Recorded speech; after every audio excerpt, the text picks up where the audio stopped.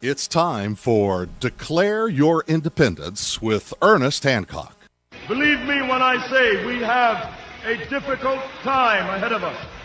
But if we are to be prepared for it, we must first shed our fear of it. I stand here because I remember that I am here not because of the path that lies before me, but because of the path that lies behind me. I remember that for 100 years we have fought these machines. And after a century of war, I remember that which matters most. We are still here! Tonight, let us make them remember we are not afraid!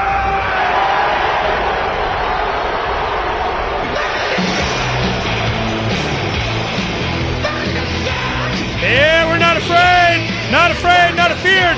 But it's not like they're not trying to make us so, though. It's every time we turn around. You know, one thing I wanted to talk to you about what we did this weekend. And I've been talking during the break to some people. They're putting on a big event for Bill of Rights Day, which is Wednesday. And we may have a guest on, talk about it and so on. But have we gone past this government thing? You know, even a Bill of Rights, you know, delineating. That was the argument at the time. A lot of people said, look, if we go listing rights, then it'll be like that's all you get. We don't want to list them. We have them all. We can do whatever the heck we freaking want to, and there's not a damn thing anybody can do about it unless they can show some kind of harm or damage, and then, you know, the neighbors come up and say, not too good. You know, something. You know, none of this coercion thing that I'm going to get some kind of rights from the Central Command. So that argument was made, and if you read the Anti-Federalist papers, it's been a long time since I read any of the Anti-Federalist papers, but it wasn't when I finally did get around to it, and you hear the Federalist papers, and you go, okay, well, this is what the promise was.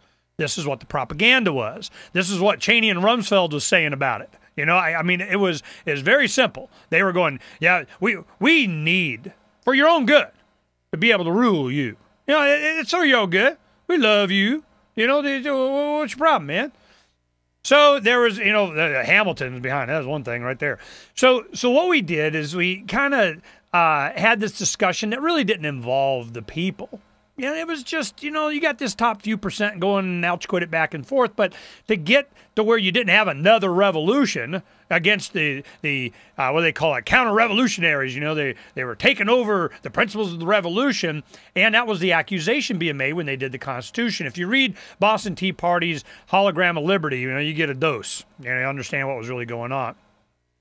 So what we do is we celebrate Bill of Rights Day, which if you've been around for any amount of time, you didn't really do very much. You know, even the Constitution wasn't done until they started doing Constitution Day. Here in Arizona, there's a small city of Gilbert. They have, you know, Constitution Day. And it's always, I can't remember when it is, in spring sometime or something. But they have Constitution Day, and they got a big fair on some baseball field or some high school or something like that.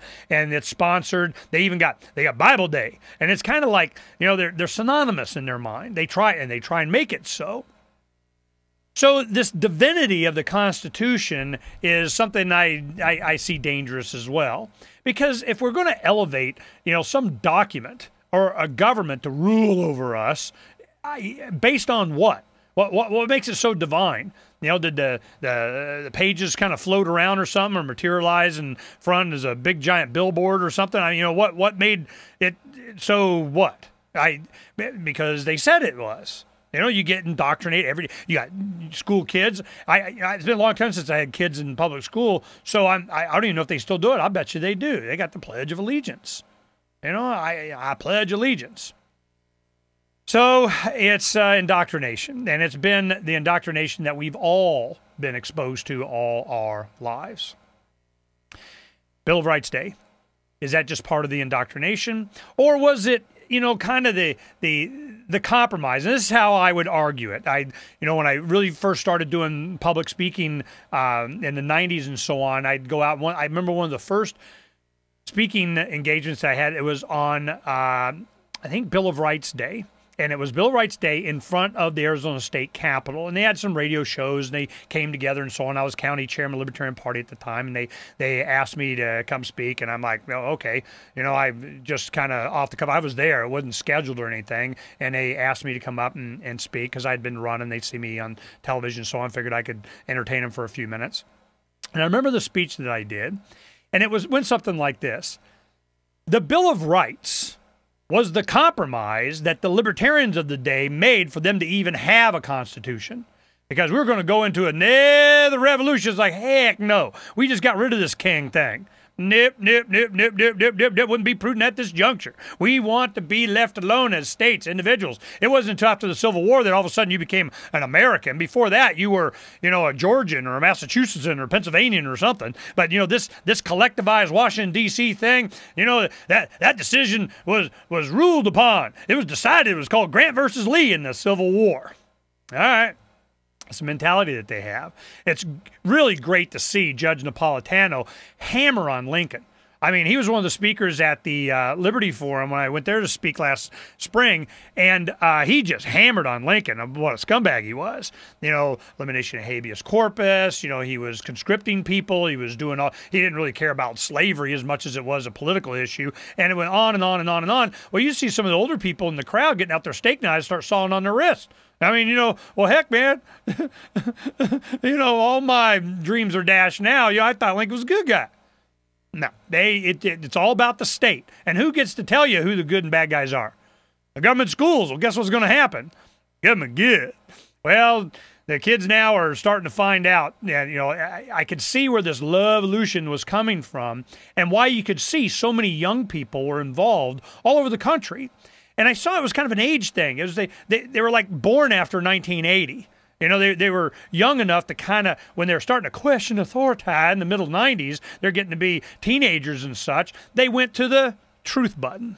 Let's go there now on the keyboard, but I know what so-and-so, my teacher said, and they're motivated to go questioning the authority in their face. They know is full of it. They're so full of crap, their ears are stinking in the classroom up. So they're going, I'm going to go find out myself. Well, then it gets peer-reviewed on Facebook and different social networks, and they start to talk amongst themselves. And what wins out? What holds? What can defend all comers? Against all comers? Freedom. The right to just be left alone. I'm not bothering you. Well, you care. Well, your life would be better if you did it the way I want it. It reminds me of that Captain's America guy, in Afghanistan. Yeah, if they'd just shut up, we'd build some roads. Okay.